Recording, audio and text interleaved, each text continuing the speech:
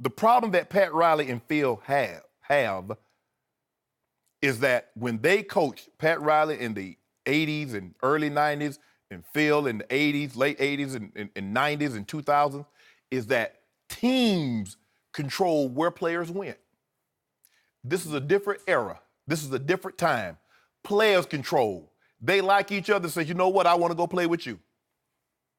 Kevin Durant says, you know what, I want to go play with Steph Curry. See, as long as Pat Riley and Phil Jackson can control the chess pieces, they're fine with them being on the board. But all of a sudden, that dynamic does not exist now. You know, Phil can't help himself but to make comments about other teams and other players on those teams. He's talking about the Golden State Warriors. You can't win a championship shooting jump shots. Why do you care? That's not your team. You don't coach them. You're not the GM. You're not the president, the owner. Why do it bother him so much? Why does he feel he needs to weigh in on every situation that someone doesn't ask him about? Worry about that outdated box that you call a triangle that doesn't work unless you got 4 or maybe the top 10 players that's ever played. I want to read you something from excerpt from Phil Jackson's book in 2004, and this is what he said. And when you hear it, it's up on the screen. In the Cleveland game, I was impressed with LeBron James, who made strides since we played the Cavs during the exhibition season.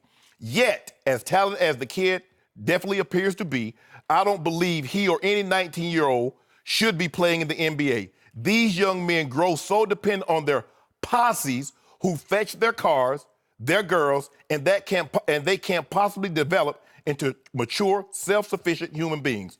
One day, I'm convinced we'll find out the true extent of the psychological damage that's being caused. He said this in 2004. He wrote it. He wrote it. He said what he said to Jackie McMullen maybe a couple of weeks ago.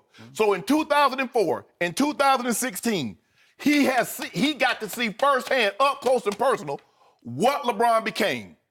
He also saw, quote unquote, his posse, Rich Paul, who is an agent, who's LeBron agent. He also happens to be the agent of Ben Simmons, John Wall, Eric Bledsoe, Tristan Thompson. That's pretty good. Maverick Carter is LeBron's business partner, handled all of his endorsement deal. So, quote, that posse, those hanger-ons, LeBron offered them a hand. He said he met Rich Paul in the airport, had a Warren Moon jersey on. They exchanged information. Hey, he fired his representation, hired Rich Paul, gave Maverick Carter an opportunity. LeBron extended the hand, they reached their hand up, and they pulled themselves up together. LeBron is in a very unique perspective that he was able to do that. So even then, the way he viewed them, they become a successful business manager and a successful agent.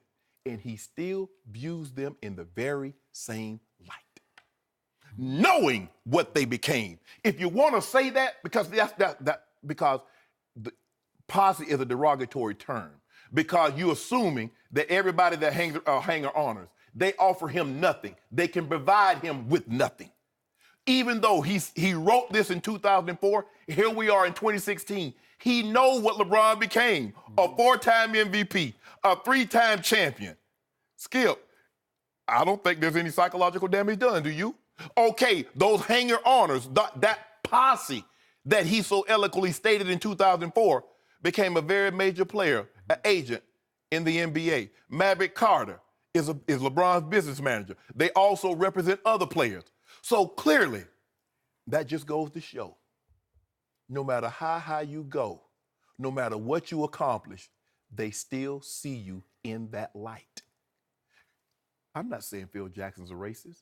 I'm just saying how he views people. He views them, because here's the thing. If I view somebody today and they change their entire way, and I still view them that same way 12 years later, I got a preconceived idea of what that person, who that person is. That's the sadness of it. My grandma used to say, son, you got to work twice as hard to get half as far. After all what LeBron has done, after all what he's meant to the NBA, to what Rich Paul has been able to accomplish, what Maverick Carter has been able to accomplish, Phil Jackson sees those young, successful black men in the very same light he saw them in 2004, and it's 12 years later. And that's the saddest part of it.